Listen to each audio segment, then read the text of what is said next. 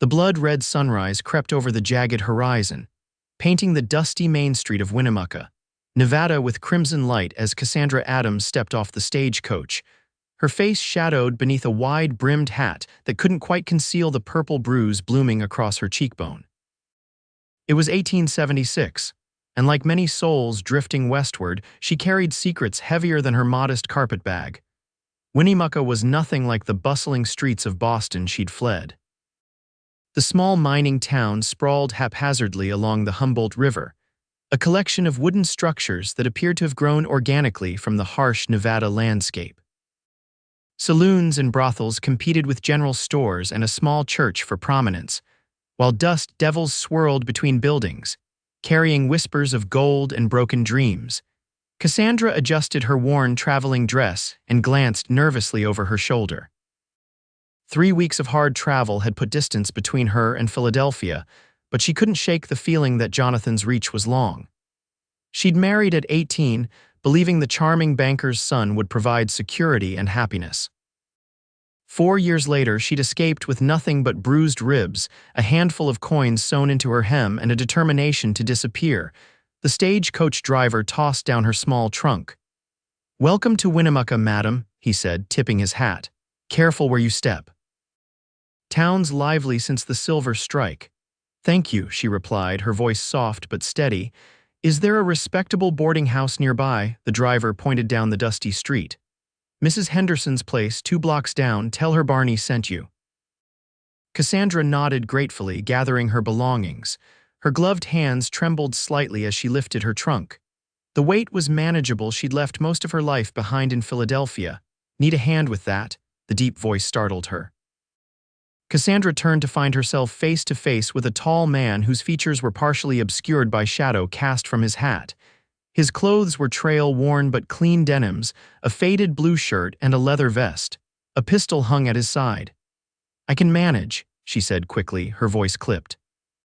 The last thing she needed was another man's attention. He stepped back, raising his hand slightly. "As you wish, madam." As he moved, the morning light revealed his face sun-bronzed skin, a strong jaw darkened with stubble, and eyes the color of a summer storm. He couldn't have been more than 30, but those eyes looked like they'd seen a lifetime's worth of trouble. "Yates Zimmerman," he offered, not extending a hand, seeming to sense her wariness. "Most folks call me Zim. I'm heading that way if you'd like company on the walk." Cassandra hesitated. Every instinct honed from years of navigating Jonathan's unpredictable moods urged caution, yet there was something in Yates Zimmerman's steady gaze that didn't trigger those internal alarms. "Cassandra Adams," she replied finally. "I'd appreciate directions, but I'll carry my own things." A slight smile touched his lips. "Fair enough, Mrs. Adams." "Miss," she corrected automatically, then regretted revealing even that small detail. If Yates noticed her discomfort, he gave no indication. Instead, he fell into step beside her, maintaining a respectful distance as they made their way down Winnemucca's main street. "New to town?" he asked, though the answer was obvious. "Yes, I've taken a position as a schoolteacher." The lie came easily. She'd prepared it during the long journey west. "School's been empty since Miss Fletcher married the assayer last spring," Yates remarked. "Town council's been looking for a replacement. You have fortunate timing." Cassandra's heart sank. She'd hoped to simply claim the position without needing to prove qualifications. She had a decent education but no teaching experience. "I haven't formally accepted yet," she amended. "I was told there might be positions available." Yates nodded, his expression unreadable. "Town's growing. Plenty of need for educated folks." They walked in silence past the general store, a barber shop, and a saloon already doing brisk morning business. Cassandra felt eyes on her, curious glances from women sweeping storefronts, appraising looks from men loitering outside establishments. A newcomer, especially a woman alone, was always a curiosity in places like Winnemucca. "That's Mrs. Henderson's place," Yates finally said, nodding toward a 2-story clapboard house with lace curtains and a small garden struggling against the Nevada heat. "Decent rooms, fair prices, and she serves the best breakfast in town." "Thank you, Mr. Zimmerman," Cassandra said formally. "Zim," he corrected, "or Yates. We're not much for formalities in Winnemucca." "Thank you, Yates," she amended, testing the familiarity. It felt strange after years of Philadelphia propriety. He tipped his hat. "Welcome to Winnemucca, Miss Adams. Hope you find what you're looking for here."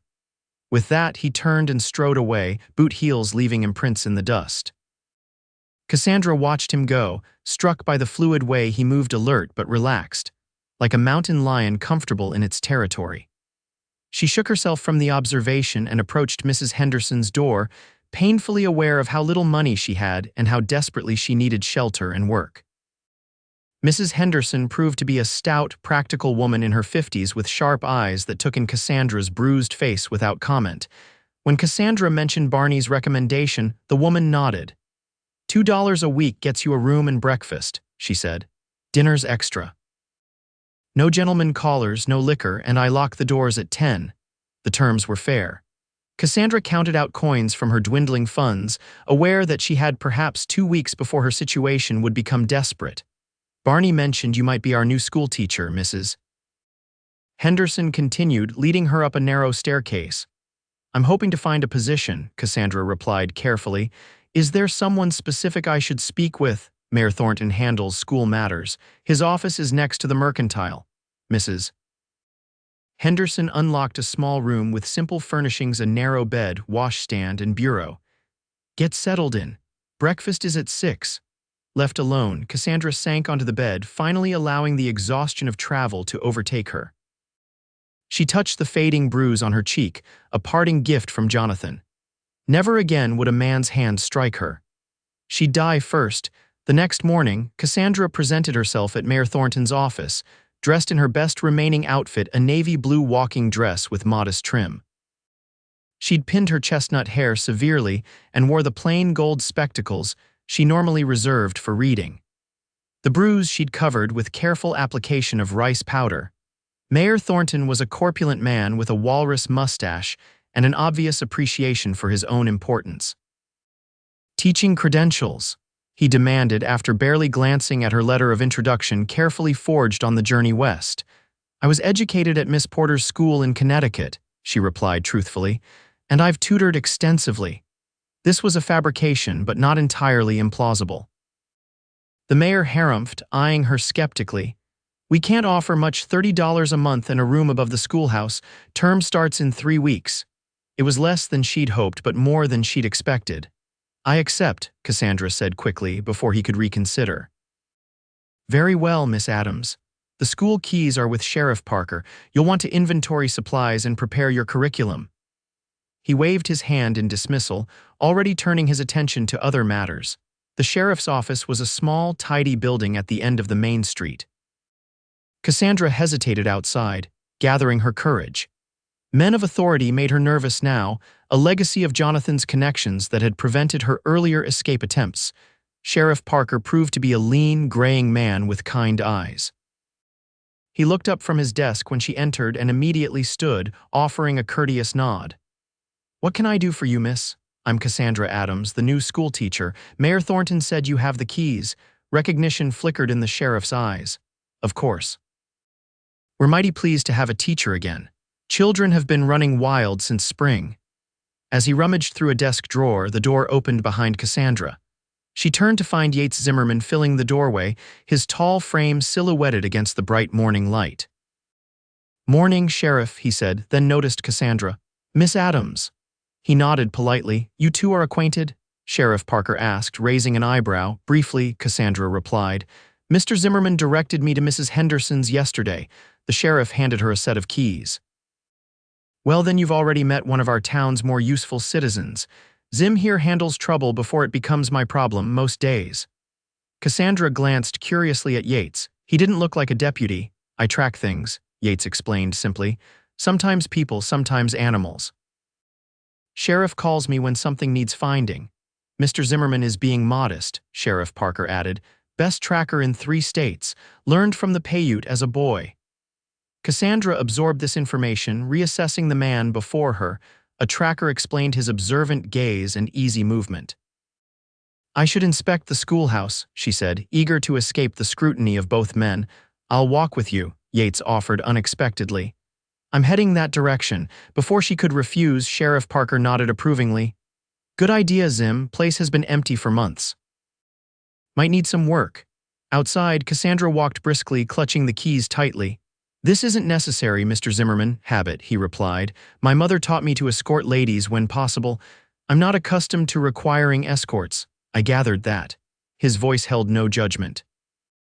Independence suits you, Miss Adams. The unexpected compliment caught her off guard. Jonathan had crushed any hint of independence, demanding complete submission. Cassandra felt a flush rise to her cheeks and changed the subject. Have you lived in Winnemucca long? Most of my life. My father worked the Central Pacific Line. Mother was a laundress. They settled here when the railroad came through. The schoolhouse came into view, a simple one-room structure with a small bell tower and attached living quarters. It sat on the edge of town, facing the distant mountains. It's smaller than I expected, Cassandra remarked. Town's growing. You'll likely have 20 students ages 6 to 16. Ranchers' kids, merchants' children, a few from the mining families. Cassandra swallowed nervously. The reality of her deception was sinking in. She'd never taught anyone anything. The lock was stiff, but the key eventually turned. Cassandra pushed open the door to reveal a dusty, sun-filled room with rows of battered desks facing a teacher's platform. A blackboard covered one wall, and high windows allowed light without distraction. It smelled of chalk and old books. It's not much, but it's solid, Yates said, following her inside. Built it myself, along with some others, 4 years back. You're a carpenter as well as a tracker, he shrugged. Man needs various skills out here. Cassandra moved to the windows, opening one to let in fresh air. It will need cleaning, but it seems workable. She tried to sound confident, though inside she was panicking. What had she gotten herself into? There's a good well out back, Yates said, watching her closely. And the quarters upstairs are small but comfortable. Cassandra climbed the narrow stairs to find a modest apartment one-room with a bed, table, stove, and washstand. Simple, but after weeks of travel, it looked like paradise. More importantly, it represented safety and independence. When she returned downstairs, Yates was examining the blackboard. Needs new chalk, he observed, and those desks want mending. I can help with that. I couldn't impose, Cassandra said automatically, not an imposition. Education matters. His eyes, when they met hers, were serious. Knowledge is the only thing that can't be stolen from you. The sentiment struck Cassandra deeply. Jonathan had methodically stripped away her connections, her confidence, her sense of self, but her education that had remained a private refuge even in her darkest moments. Yes, she agreed softly. It is. Yates moved toward the door. Town Mercantile will have supplies you need. Put it on the school account. I'll come by tomorrow with tools for the repairs if that's acceptable. Cassandra hesitated, then nodded. Thank you, Mr. Zimmerman. Yates, he corrected again, then tipped his hat and left her standing in the dusty classroom. Over the next 2 weeks, Cassandra threw herself into preparing the schoolhouse. She scrubbed floors, washed windows, and organized the meager collection of books she found in a cabinet. Word spread quickly about the new teacher, and several townswomen stopped by with small offerings, curtains for the windows, a patchwork quilt for her bed, preserved fruits for her pantry. True to his word, Yates appeared the next day with tools and lumber. He worked quietly, repairing desks and benches, fixing hinges, and replacing broken window glass. Cassandra found his presence surprisingly comfortable. He didn't demand conversation, but answered questions readily and offered practical advice about Winnemucca and its inhabitants. The Palmer twins will test you immediately, he warned as he planed the edge of a desktop. Smart as whips but full of mischief, their father runs the livery stable. Cassandra added this to her growing mental catalog of students. And the Cooper children, Mrs. Henderson mentioned they haven't attended regularly. Their mother died last winter. Father works the silver mine outside town. They're struggling. Yates paused in his work. The oldest girl, Emma, is 12, but mother's the younger ones. Bright child deserves a chance at learning. The concern in his voice touched something in Cassandra. She realized Yates knew every child in Winnemucca, not just names, but circumstances and needs. It was unexpected depth from a man who presented such a stoic exterior. As days passed and the schoolhouse transformed, Cassandra found herself increasingly anxious about actually teaching. One evening, surrounded by borrowed textbooks, she reached a breaking point. Yates found her sitting on the schoolhouse steps, face in her hands. Miss Adams. He approached cautiously, carrying a toolbox. "I came to fix that loose floorboard." Cassandra looked up, embarrassed by the tears she couldn't quite hide. "I'm sorry, please come in." Inside, Yates set down his tools but didn't immediately begin working. Instead, he studied her with those perceptive gray eyes. "Something troubling you?" The gentle inquiry broke something in her. "I'm not qualified to teach these children," she confessed. "I've never taught anyone. I don't know what I'm doing. I'm an imposter." She expected judgment or anger. Instead, Yates sat on one of the student benches, placing himself lower than her standing position in a way that felt deliberately non-threatening. "Why Winnemucca?" he asked simply. Cassandra bit her lip. "I needed somewhere far from Philadelphia." "Someone hurt you." It wasn't a question. His eyes flickered briefly to her cheek where the bruise had faded but still left a yellowish shadow beneath her powder. She stiffened. "My past is my own concern, Mr. Zimmerman." "Agreed," he said easily. "And whether you came here running to something or from something doesn't change the fact these children need education." He leaned forward. "You're educated. You're intelligent. You care enough to worry about doing right by them. That's more qualification than most frontier teachers start with." His confidence in her was baffling. "How can you possibly know that about me? We're practically strangers." Yates smiled slightly. "Tracking isn't just reading footprints, Miss Adams. It's understanding patterns, noticing details." He gestured toward the carefully arranged classroom. "The way you've organized books by difficulty, not just subject. How you placed the younger children's desks near windows for better light. The slate with alphabet samples you've been practicing." Cassandra stared at him, disconcerted by his observations. "You notice a great deal. Habit." He stood and moved to the offending floorboard. "As for teaching, start with what you know best. Build from there. Children are forgiving if they sense you're genuinely trying." As he worked, Cassandra considered his words. She did know literature, mathematics, history. Perhaps she could learn to teach as she went along. "Were you close with your teacher?" she asked. Yates paused, hammer in mid-swing. "Mrs. Wilkins taught me to read when I was 8, changed my life." He resumed working, his voice matter-of-fact. "My father died in a railway accident that year. She convinced my mother I had potential beyond manual labor, made sure I had books." The personal revelation surprised Cassandra. Yates rarely spoke of himself. "She sounds remarkable." She was. He finished securing the floorboard and sat back on his heels. "People sometimes appear in your life exactly when needed. Mrs. Wilkins did that for me."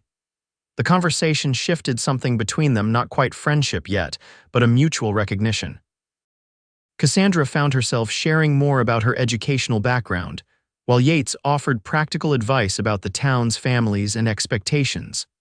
By the time school was set to begin, Cassandra felt marginally more prepared. The schoolhouse gleamed, desks arranged in neat rows, books and slates organized. She developed a tentative curriculum and memorized the names of all 23 expected students. The first day dawned clear and cool. Cassandra dressed carefully in a high-necked gray dress with white cuffs, professional, yet approachable. She arranged her hair in a simple bun and polished her spectacles. The woman who gazed back from her small mirror looked nothing like the frightened creature who'd stepped off the stagecoach 3 weeks earlier. At precisely 8 o'clock, she rang the school bell. Children appeared from all directions, some clean and pressed, others dusty from morning chores. They filed in curiously, eyeing their new teacher with varying degrees of interest and skepticism. "Good morning," Cassandra began, struggling to keep her voice steady. "I am Miss Adams, and I welcome you all to a new school term." The morning proceeded better than she'd dared hope. The children, while energetic, seemed genuinely pleased to return to learning. Cassandra assessed reading levels, mathematical knowledge, and general education, finding a wide range of abilities. As Yates had predicted, the Palmer twins attempted minor mischief, but subsided quickly when fixed with a stern look. By noon dismissal, Cassandra's confidence had grown considerably. She stood on the schoolhouse steps, watching the children disperse for lunch, when she noticed the Cooper children huddled together nearby. The oldest girl, Emma, was dividing a small piece of cornbread between her siblings. Without thinking, Cassandra approached them. "Would you three like to join me for lunch? Mrs. Henderson packed more than I can possibly eat." Emma looked suspicious, but the younger children's eyes lit up. "We don't need charity, madam," Emma said proudly. "Not charity," Cassandra replied carefully. "I would appreciate the company, and it would give us a chance to discuss your studies." After a moment's hesitation, Emma nodded. Inside, Cassandra shared her lunch, hearty sandwiches, apples, and cookies. As they ate, she gently questioned them about their situation. "Pa works double shifts at the mine," Emma explained. "I take care of things at home." "That's a lot of responsibility," Cassandra observed. Emma shrugged. "Someone has to do it since Ma passed." Cassandra's heart ached for these children. "I hope you'll attend school regularly this term," she said. "Your education is important." "Pa says so too," Emma admitted. "But sometimes we need things from the mercantile or the washing takes all morning." An idea formed in Cassandra's mind. "Perhaps we could arrange your lessons so you could complete some at home when necessary, and there might be ways I could help with certain tasks." The children left with promises to return the next day. Cassandra was still contemplating their situation when afternoon classes began. Education alone wouldn't solve their problems, but it might provide opportunities for a better future. As weeks passed, Cassandra settled into a routine. Teaching proved challenging but increasingly rewarding. She discovered an aptitude for connecting with struggling students and a genuine joy in witnessing their progress. The townspeople gradually accepted her, and if anyone questioned her background, they kept such concerns private. Yates remained a steady presence on the periphery of her life. He stopped by the schoolhouse periodically for repairs or improvements, sometimes bringing interesting specimens for the children's science lessons, unusual rocks, bird feathers, once even a fossil he'd discovered. Cassandra found herself looking forward to these visits, appreciating his quiet competence and unexpected insights. Autumn painted the Nevada landscape in subtle shades of gold and russet. Cassandra added more practical lessons to her curriculum: geography of the local region, basic first aid, practical mathematics for commerce and ranching. Her students responded enthusiastically, especially when she incorporated local history and natural sciences. One crisp October afternoon, Cassandra dismissed her students early to attend Winnemucca's Harvest Festival. The town square buzzed with activity: food stalls, games, music, and dancing platforms. Cassandra moved through the crowd, greeting parents and watching her students participate in various contests. "Miss Adams," a familiar voice called. She turned to find Yates approaching, looking different in clean denims and a new shirt. He carried 2 cups of cider. "Mr. Zimmerman," she greeted him, accepting the offered drink. "Enjoying the festival?" he asked, falling into step beside her. "Very much. It's wonderful seeing the community gather like this." They strolled together, commenting on the festivities. Cassandra found herself relaxing in his company, laughing at his dry observations about townsfolk. When music began for dancing, she hesitated, then accepted his offered hand. "I'm not much for dancing," he admitted as he led her to the platform. "But I reckon I can manage without embarrassing you too badly." His humility proved unnecessary. Yates moved with the same natural grace he displayed in all physical activities.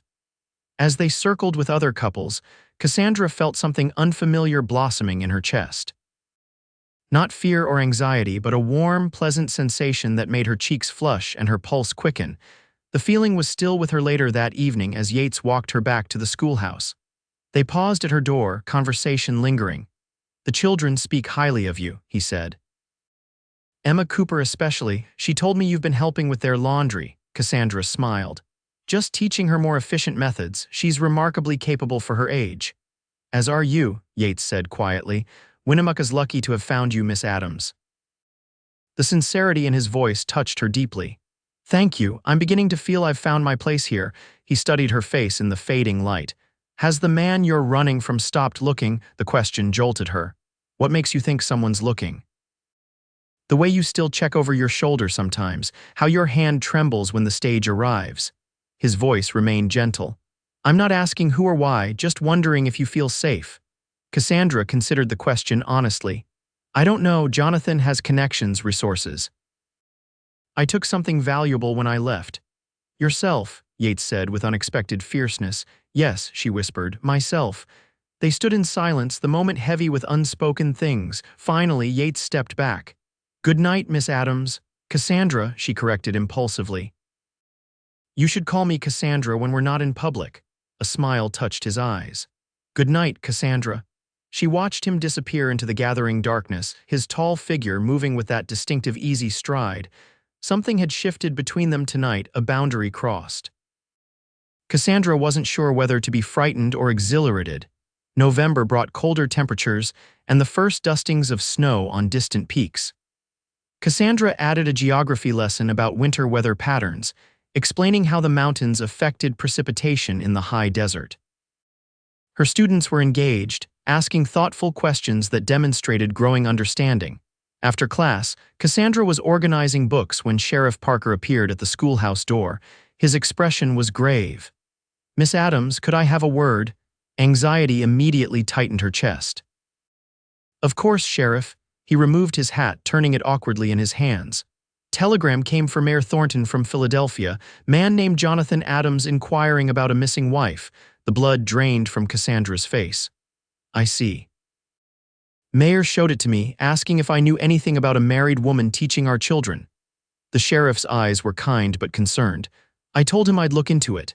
Cassandra sank into her chair, hands clasped tightly in her lap. "What happens now?" Sheriff Parker sighed. "That depends on you, Miss Adams. Or is it Mrs. Adams?" "I was Mrs. Adams," she admitted.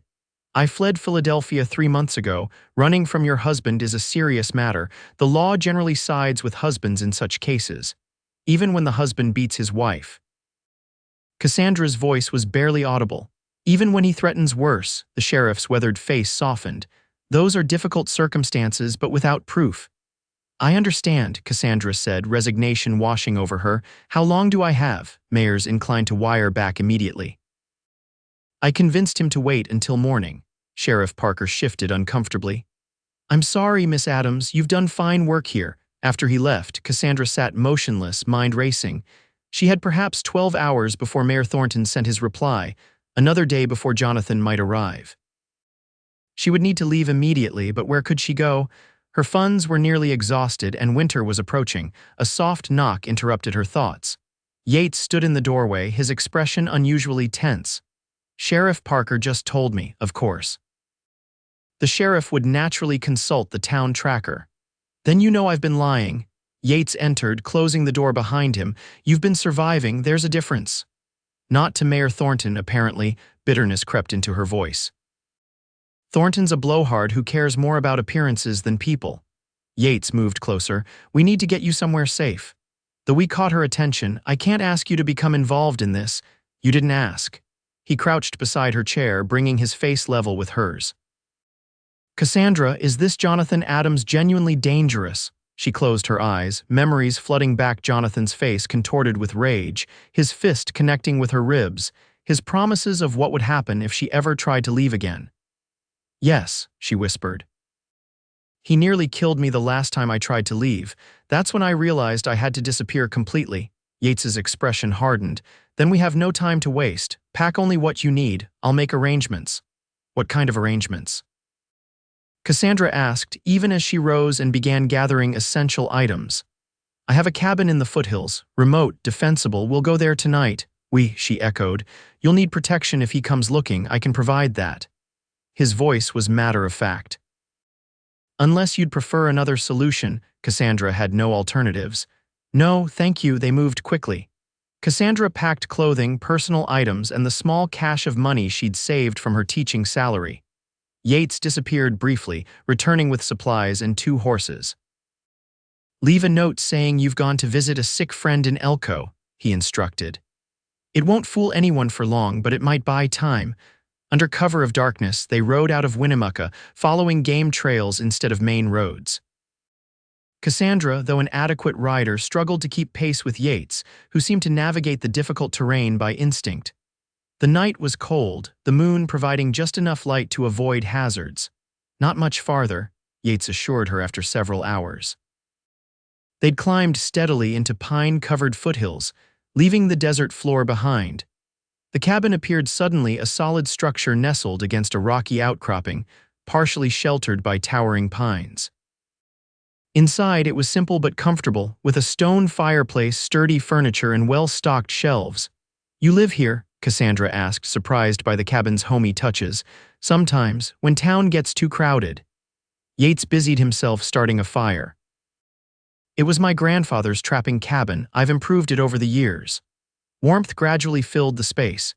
Yates showed Cassandra to a small bedroom, then prepared a simple meal of beans, jerky, and hardtack. They ate in relative silence, exhaustion from the night's events weighing heavily. "Will they search for me?" Cassandra finally asked. "Eventually, Sheriff Parker won't be eager to chase you into the mountains, but if your husband offers enough incentive." Yates left the sentence unfinished. Jonathan will. He can't tolerate losing anything he considers his property. Cassandra wrapped her hands around a mug of hot coffee. "I'm sorry to involve you in this." Yates studied her across the table. "Why Winnemucca, of all places?" "I needed somewhere far from Philadelphia, somewhere small enough to disappear but large enough to find work. I chose the farthest point the stagecoach would take me." She smiled faintly. "And I liked the name." "Winnemucca," Yates said. "It's Paiute, named for a chief who helped settlers during hard winters. A protector of strangers," Cassandra mused, "something like that." Yates cleared their plates.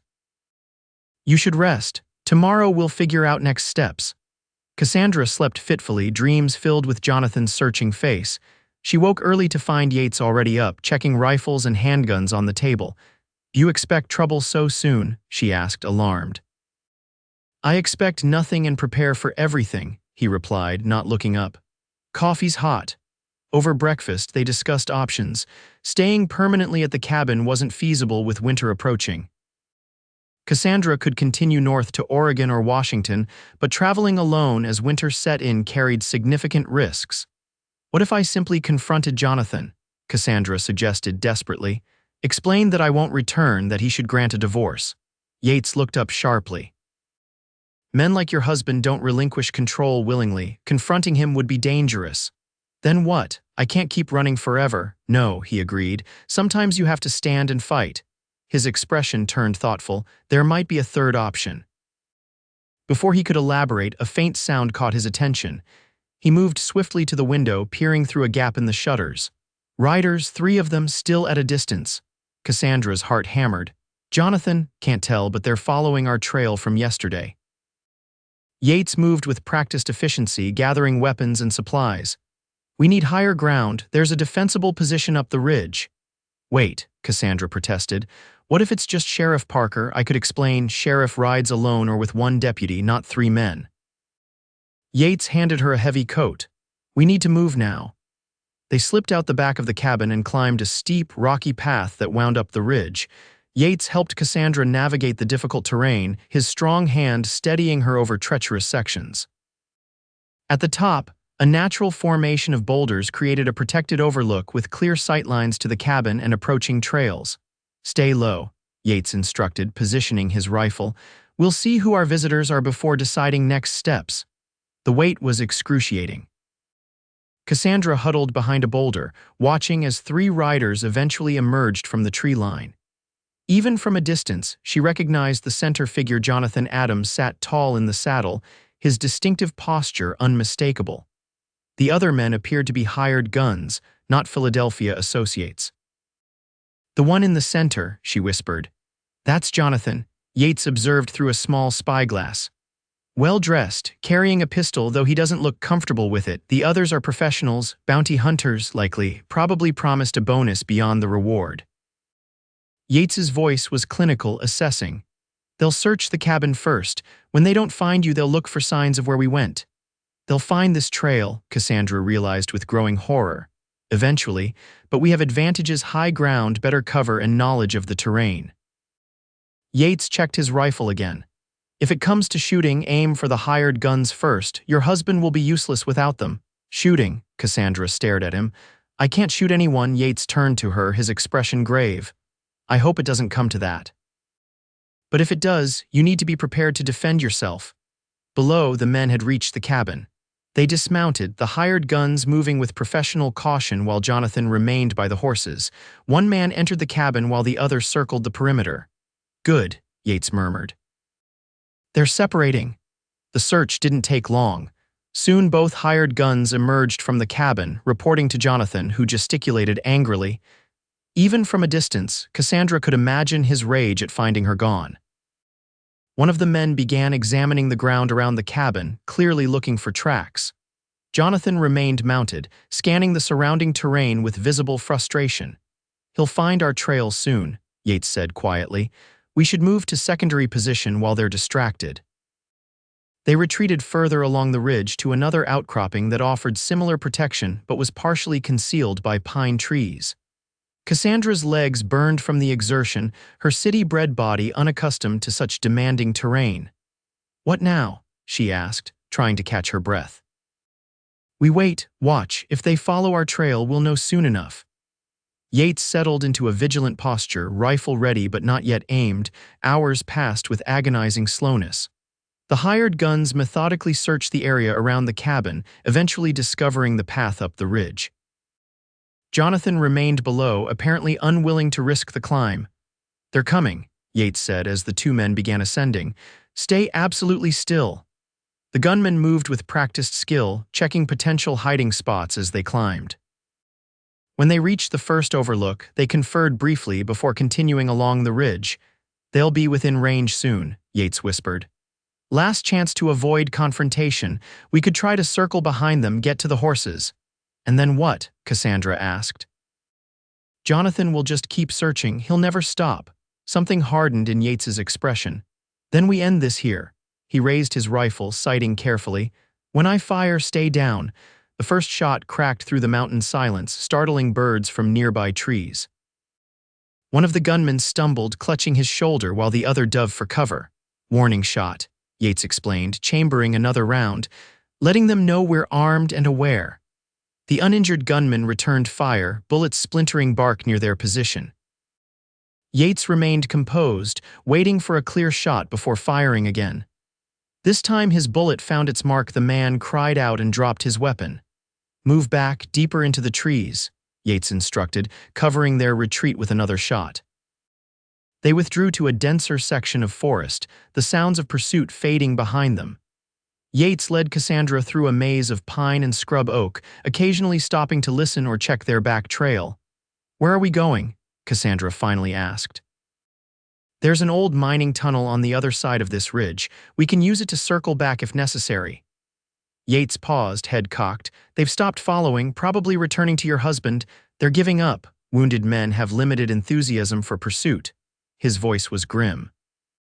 "But they'll regroup, perhaps get reinforcements." They reached the abandoned mine entrance as afternoon shadows lengthened. The tunnel was dark but appeared structurally sound, old support beams still holding firm. "We'll rest here briefly," Yates decided, "then move after nightfall." Inside the tunnel, protected from the wind, Cassandra sank to the ground, emotions finally overwhelming her. Tears came unbidden, fear, exhaustion, and hopelessness combining in a potent wave. "I can't keep doing this," she sobbed. "Running, hiding, putting others in danger." Yates knelt beside her, awkwardly offering a handkerchief. "You're not putting me in danger, Cassandra. I chose this." "Why?" she demanded through tears. "Why would you risk your life for someone you barely know?" He was silent for so long she thought he wouldn't answer. When he finally spoke, his voice was low and intense. "Because I recognize the look in your eyes, the look of someone who's survived things they shouldn't have had to endure." He stared into the darkness of the tunnel. "And because sometimes people appear in your life exactly when needed, like Mrs. Wilkins appeared in mine." His words penetrated Cassandra's despair. She studied his profile in the dim light filtering through the mine entrance. "What happened to you, Yates? Different battle, same war," he said cryptically. "Not all scars are visible, Cassandra." Before she could press further, sounds of approach silenced them both. Voices echoed through the trees, Jonathan's cultured tones contrasting sharply with the rougher speech of the hired guns. "They're tracking us," Cassandra whispered in terror. Yates motioned for silence, moving to the tunnel entrance with his rifle ready. The voices grew clearer. Jonathan was berating the men for losing the trail, while they argued that continuing pursuit with injuries was foolhardy. "I don't care what it takes," Jonathan's voice carried clearly. "Find her. The additional $1,000 only applies if she's recovered today." Cassandra trembled at the cold determination in his tone. This was the Jonathan she feared, implacable, controlled rage beneath a veneer of civilization. Stay here, Yates whispered, slipping outside. Wait. Cassandra hissed, but he was already gone. Minutes passed with excruciating slowness. Cassandra strained to hear movement or voices, but the forest had gone eerily silent. She clutched Yates's spare pistol, trying to remember his brief instructions on its use. A sudden shot shattered the silence, followed by shouts and a rapid succession of gunfire. Cassandra pressed herself against the tunnel wall, heart pounding violently. More shots, then running footsteps approaching the mine entrance. Cassandra raised the pistol with shaking hands. A figure appeared in the opening. Yates, breathing hard, blood streaming from a gash on his forehead. "We need to move," he gasped. "Now you're hurt," she exclaimed. "Bullet grazed me, I'll live." He helped her up. "Your husband's men are down, he's alone but armed." They moved deeper into the tunnel, Yates lighting a small lantern he'd carried in his pack. The passage narrowed, then widened into a chamber where multiple shafts branched outward. "This way," Yates directed, selecting a tunnel that sloped upward. "This one emerges on the opposite side of the mountain." They climbed steadily, the air growing thinner and cooler. Cassandra struggled to keep pace, lungs burning with exertion. Behind them, a distant shout echoed. Jonathan had found the mine entrance. "He's following," she gasped. "Good," Yates said grimly. "Let him come." The tunnel eventually opened onto a small plateau high on the mountainside. The sun was setting, painting the landscape in dramatic reds and golds. Yates led Cassandra to a defensible position behind a fallen tree, then checked his weapons. "When he emerges, I'll cover you," he said. "Get to those rocks and work your way down the eastern slope. There's a trapper's line cabin about 2 miles down. Wait for me there." "I'm not leaving you," Cassandra protested. "This isn't a debate, Cassandra." His eyes were hard. "That man wants to kill you or worse. I'm making sure that doesn't happen." "By sacrificing yourself?" "No," she gripped his arm. "We face him together or not at all." Yates stared at her, conflict evident in his expression. Before he could respond, movement at the tunnel entrance caught their attention. Jonathan emerged cautiously, pistol in hand, scanning the plateau. He looked different from Cassandra's, memories thinner, his normally immaculate appearance disheveled from the pursuit. But his eyes held the same cold determination she remembered all too well. "Cassandra," he called, voice echoing across the open space. "I know you're here. This foolishness ends now." Yates raised his rifle, but Cassandra placed a restraining hand on his arm. "No, let me try something first." Before he could stop her, she stood, stepping into view but remaining near their cover. "It's over, Jonathan. Go home." Jonathan's head whipped toward her, voice, eyes narrowing when he spotted her. "There you are, my dear. You've led me on quite a chase." His tone was conversational, almost pleasant, but Cassandra wasn't deceived. This was Jonathan at his most dangerous. "I'm not returning with you," she said clearly. "Ever go back to Philadelphia, file for divorce, forget I exist." Jonathan laughed, the sound brittle in the mountain air. "After all the trouble and expense you've caused, I think not." He stepped forward, pistol still in hand. "You're my wife, Cassandra. Your place is at my side." "Your property, you mean?" Cassandra's voice grew stronger. "That's how you've always seen me. But I'd rather die here than live another day under your control." "That can be arranged," Jonathan said coldly, raising his pistol, "though I'd prefer to bring you back alive." Yates emerged from cover then, rifle aimed steadily at Jonathan's chest. "That's far enough, Adams." Jonathan's eyes flickered with surprise, then contempt. "The tracker, I presume. Sheriff Parker mentioned you might be involved." His smile was razor sharp. "Do you know harboring a man's wife is a crime, as is assaulting the men I hired?" "So is attempted murder," Yates replied evenly. "Lower your weapon." Jonathan ignored the command, attention returning to Cassandra. "Is this your new protector, my dear? How disappointingly common. Did you really abandon civilization for some half-wild tracker in this God-forsaken territory?" "I abandoned a prison," Cassandra replied. "Don't pretend our marriage was anything else." "A prison with silk sheets and servants," Jonathan scoffed. "Such hardship you endured." "And bruises hidden by high collars," Cassandra added. "Broken ribs beneath fashionable gowns, fear that never subsided." Jonathan's expression hardened. "You always were prone to exaggeration." "Lower your weapon, Adams," Yates repeated, voice deadly calm. "You won't be taking her anywhere. You intend to shoot me." Jonathan laughed. Over a runaway wife with delusions of independence, I have connections in Nevada territory. Kill me and you'll hang. I don't intend to kill you, Yates said, unless you force my hand. The standoff stretched, tension crackling between them. Jonathan's eyes calculated distances and angles, clearly weighing his options. Finally, he lowered his pistol slightly. Let's discuss this reasonably, he suggested. I'm prepared to be generous. Name your price for returning my wife, and we can all walk away satisfied. She's not for sale, Yates said flatly. Everything has a price, Jonathan insisted. Especially in frontier towns, $500. 1,000, Cassandra watched rage flicker across Yates's face, quickly controlled but unmistakable. She stepped forward, placing herself between the two men. Don't save me, she told Yates, her eyes never leaving Jonathan. This is my battle. Too late, Yates replied quietly. You already saved me from myself. The unexpected words made Cassandra turn, confusion crossing her features. In that moment of distraction, Jonathan made his move, raising his pistol with deadly intent. Yates reacted with astonishing speed, shoving Cassandra aside and firing in one fluid motion. Jonathan staggered backward, a look of utter disbelief crossing his face as blood bloomed across his expensive coat. He collapsed to his knees, pistol falling from nerveless fingers. You shot me, he gasped, genuinely shocked that anyone would dare. Yes, Yates said simply, approaching cautiously to kick the fallen weapon away. Jonathan slumped further, one hand pressed to his chest.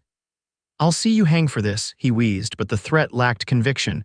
Cassandra moved to his side, kneeling in the dirt beside her husband. There was no love in her gaze, but neither was there hate, only a profound sadness for what might have been. It's over, Jonathan, she said softly. Let me go. Blood bubbled at the corner of his mouth as he glared at her. Never, he whispered, those were his last words. Jonathan Adams died as he had lived, refusing to relinquish control, even when all was lost. Cassandra remained kneeling beside his body, emotions too complex for tears. Yates stood silently behind her, rifle lowered, giving her the moment she needed to process the abrupt ending of her marriage and the violence that had defined it. We need to inform the sheriff, he finally said. This was self-defense, but there will be questions. Cassandra nodded, rising slowly.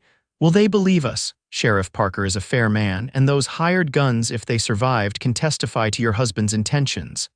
Yates secured his rifle. More importantly, you're free now. The word resonated through Cassandra's being, free. No more looking over her shoulder, no more fear of discovery. Jonathan's death had severed the chains he'd forged around her life. What did you mean? She asked suddenly. When you said I saved you from yourself. Yates looked uncomfortable, gaze fixed on the distant horizon where stars were beginning to appear. Before you came to Winnemucca, I was drifting, spending more time in this cabin than in town, taking increasingly dangerous tracking jobs. He paused. After what happened in the war, I didn't much care if I lived or died. The war, Cassandra prompted gently. I served with the Union cavalry, saw things, did things that haunt me still. His voice was flat, carefully emptied of emotion. Came home to find my mother had died while I was away. There wasn't much purpose after that. And then, a faint smile touched his lips. And then a woman with bruises she tried to hide stepped off a stagecoach, refusing help with her luggage. Something about your courage woke something in me. Cassandra absorbed his words, understanding dawning. They had recognized something in each other from that first meeting, not just pain, but resilience. The will to survive despite everything. We should go, Yates said, breaking the moment. It's a long way back to town. They began the difficult descent as night fell fully, Jonathan's body wrapped in his own coat and secured across his horse. The journey was made in thoughtful silence, both processing the day's violent culmination and its implications. Sheriff Parker met them at the edge of town, alerted by concerned citizens who'd spotted armed riders approaching after dark. His weathered face registered shock at the sight of Jonathan's body, then grim understanding as Cassandra and Yates explained what had transpired. The hired guns. Yates asked, In my jail, Parker confirmed. One with a bullet in his shoulder, courtesy of you, I assume. They're singing like birds about being hired to recover a kidnapped wife with instructions to eliminate any interference. And Mayor Thornton? Cassandra asked apprehensively. more concerned about scandal than justice, as usual. The sheriff spat disgustedly. But with these men's testimony and the reputation your husband apparently had in Philadelphia, I don't foresee charges against either of you. The following days were a blur of official statements, telegrams to Philadelphia authorities, and curious looks from townspeople. Cassandra learned that Jonathan's treatment of her had been more widely known in Philadelphia society than she'd realized. Several prominent women came forward with accounts of witnessing his cruelty. A week after Jonathan's death, Cassandra stood in the schoolhouse, preparing for students to return. Mayor Thornton had reluctantly agreed she could resume teaching, though his pompous lectures about propriety and deception suggested he remained disapproving. "Miss Adams," Emma Cooper's voice came from the doorway, "are you really staying?" Cassandra smiled at the girl who'd become one of her favorite students. "Yes, Emma, I'm staying, even after everything that happened." Emma's eyes were wide. "People are saying all kinds of things. People often do," Cassandra replied gently, "but Winnemucca is my home now." "This school, these students, you matter to me," Emma nodded solemnly. "Mr. Zimmerman says you're the bravest person he knows." The comment warmed Cassandra's heart. She hadn't seen much of Yates since their return to town, understanding he was giving her space to process recent events. "Mr. Zimmerman is very kind," she said carefully. "He's not usually," Emma responded with childish honesty. "Pa says he's the most closed-off man in the territory, but he smiles when he talks about you." Before Cassandra could respond to this revelation, hoofbeats sounded outside. Yates appeared in the doorway, nodding politely to Emma before addressing Cassandra. "Miss Adams, might I have a word?" Emma grinned and scampered out, leaving them alone. Yates removed his hat, turning it awkwardly in his hands in a gesture reminiscent of Sheriff Parker's. "I've been offered a tracking job," he said without preamble. "Army needs someone to scout a new route to Fort McDermott. 2 months' work, good pay." Disappointment settled in Cassandra's chest. "I see. When do you leave?" "That depends." He met her eyes directly. "On whether I have a reason to return quickly." The implication hung between them, fragile and momentous. Cassandra took a deep breath, stepping toward him. "What would constitute a sufficient reason, Mr. Zimmerman?" A smile touched his eyes. "I thought perhaps the schoolteacher might need more repairs to this building. Winter's coming. Those windows will rattle something fierce." "The schoolteacher would appreciate such consideration," Cassandra replied, matching his careful tone. "She's becoming quite fond of Winnemucca and its inhabitants." "Any inhabitants in particular?" He moved closer, emboldened by her response.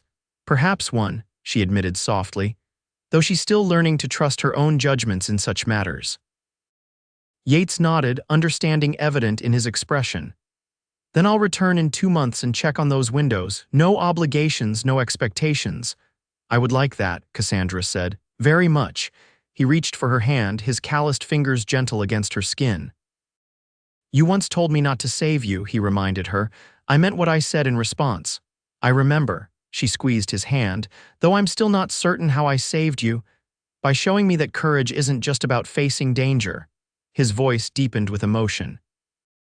"It's about starting over when everything seems lost, about building something meaningful from ruins." Cassandra felt tears prick her eyes. "Then perhaps we saved each other." Yates lifted her hand to his lips, the gesture both courtly and deeply intimate. "I'll return before Christmas," he promised, "and perhaps we can discover what comes next, together." "I'll be waiting," Cassandra replied, meaning it with all her heart. 2 months later, the first heavy snow of winter blanketed Winnemucca in pristine white. Cassandra stood at the schoolhouse window, watching children play during their noon break, their laughter carrying clearly in the crisp air. She'd expanded her curriculum, added evening classes for adults, and become an integral part of the community. The sound of approaching hoofbeats drew her attention.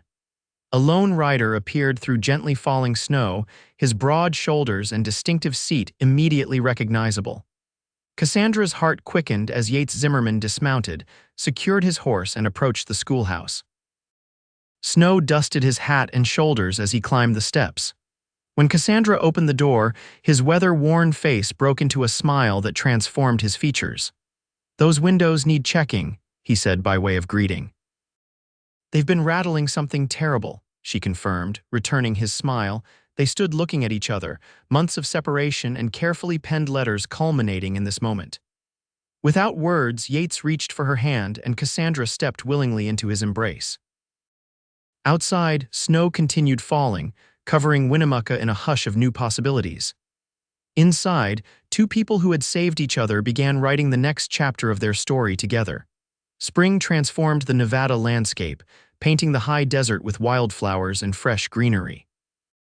Winnemucca bustled with renewed activity as winter's grip loosened. The schoolhouse had gained an extension, a larger classroom to accommodate growing numbers of students, built primarily by Yates Zimmerman's capable hands. Cassandra stood in the doorway watching Yates demonstrate proper knife handling to a group of older boys. His patience and clear instruction had made him a valuable assistant in her expanded curriculum, which now included practical frontier skills alongside traditional academics. "Remember," he was saying, "a knife is a tool first, a weapon only when absolutely necessary. Respect it accordingly." The boys nodded solemnly, absorbing his words with the seriousness of young men eager to prove themselves. Cassandra smiled, noting how naturally Yates had taken to teaching. Despite his initial reluctance, when class dismissed, Yates joined her at the doorway, his hand automatically finding hers, a gesture that still sent warmth through her despite its familiarity. "You're a natural teacher," she observed. He shrugged, modest as always about his abilities. "Just passing along what I know, your influence, I suspect." They walked together toward the small house they now shared on the edge of town, a cottage Yates had purchased with savings from his Army scouting mission. Their courtship had progressed steadily through winter into spring, their relationship deepening as naturally as seasons changing. "Sheriff Parker stopped by earlier," Cassandra mentioned as they walked. "Final paperwork from Philadelphia arrived. Jonathan's estate has been settled." Yates glanced at her, gauging her reaction. "How do you feel about that?" She considered the question honestly. "Relieved, mostly." His family didn't contest the settlement. "The money will fund the school expansion." "Fitting," Yates remarked. "Something good coming from that chapter of your life." At their cottage, Cassandra busied herself preparing dinner while Yates tended the small vegetable garden they'd started. Through the window, she watched him work, still sometimes marveling at the turn her life had taken. From Philadelphia society wife to frontier schoolteacher, from captive to creator of her own destiny. Later, as they sat on their small porch watching the sunset paint the distant mountains, Yates took her hand, his expression uncharacteristically nervous. "I've been thinking," he began, then paused. "A dangerous pastime," she teased gently. He smiled, relaxing slightly. "I've been thinking about names." Cassandra raised an eyebrow, uncertain where this was leading. "Names?" "Yes, particularly whether you might consider changing yours again." He reached into his pocket, withdrawing a simple gold band. "Cassandra Adams Zimmerman has a certain ring to it, I believe." Joy bloomed within her, unexpected in its intensity. "Are you asking me to marry you, Yates Zimmerman?" Attempting to, at least. His eyes held both humor and vulnerability. "I'm not particularly skilled at this sort of thing." "I would say you're doing admirably well." She squeezed his hand, emotion making her voice tremble slightly. "And yes, I would very much like to change my name again." Relief and happiness transformed his features. He slipped the ring onto her finger, a perfect fit, like so much between them. "Where did you get this?" she asked, admiring its simple elegance. "It was my mother's," he replied. "She would have liked you immensely." The wedding took place in early summer, a simple ceremony in Winnemucca's small church. The entire town attended, with Emma Cooper serving proudly as Cassandra's attendant and Sheriff Parker standing as Yates's best man. Mrs. Henderson provided a feast that would be discussed appreciatively for months afterward. Cassandra wore a dress of pale blue silk, her one concession to finery in her otherwise practical new life. Yates, normally uncomfortable in formal attire, had submitted to a new suit with minimal grumbling, though he'd drawn the line at removing his favored boots. "You look beautiful," he whispered as they exchanged vows, his voice rough with emotion. "And you look very handsome," she returned, "even in those disreputable boots." The minister cleared his throat pointedly, though his eyes twinkled with amusement. "If you two are quite finished, there are still formalities to complete." Their first dance as husband and wife took place under lantern light in the town square, surrounded by well-wishers. Cassandra, wrapped in Yates's strong arms, felt a sense of homecoming deeper than any she'd ever known. "Happy," he murmured against her hair. "Completely," she answered truthfully. "Though I still don't understand what you meant that day on the mountain." He pulled back slightly to look at her. "What day?" "When I said don't save me, and you replied, 'Too late, you already saved me from myself,'" he finished. His expression turned thoughtful. "I meant exactly that. After the war I was lost. Drifting through life without purpose, taking increasingly dangerous jobs because I didn't much care what happened to me." Cassandra listened intently, knowing how rarely Yates spoke of his innermost feelings. "Then you arrived," he continued, "so obviously running from something, yet so determined to build something new. Your courage, your resilience, it reminded me there were things worth fighting for, worth living for." His voice dropped lower. "Worth loving for." Tears pricked her eyes at the simple, heartfelt declaration. "And here I thought you were the one saving me all along." "Perhaps that's the secret," he suggested, drawing her closer as they swayed to the music. "The best kind of saving goes both ways." Later that night, in the privacy of their home, they expressed without words the depth of feeling that had grown between them, tender at times, passionate at others, but always underpinned by profound respect and understanding of each other's scars and strengths. As summer deepened into autumn, Winnemucca continued to grow. The railroad brought increased commerce and new settlers, while the school flourished under Cassandra's dedicated leadership.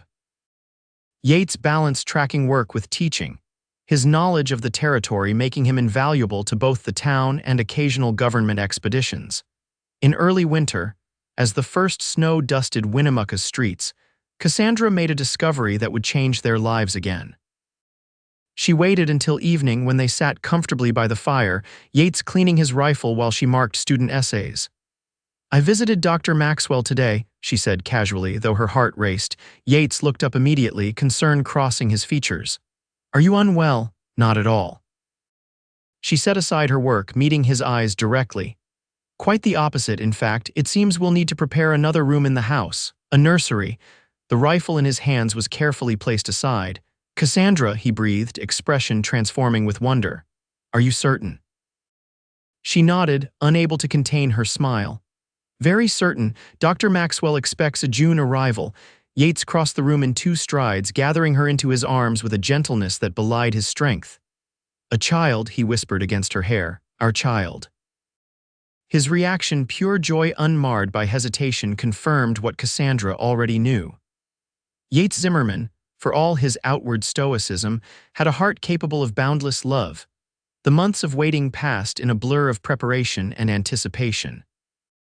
Yates threw himself into building furniture for the nursery, his craftsmanship revealing yet another talent Cassandra hadn't fully appreciated. The entire town seemed invested in their coming child, with gifts and advice freely offered.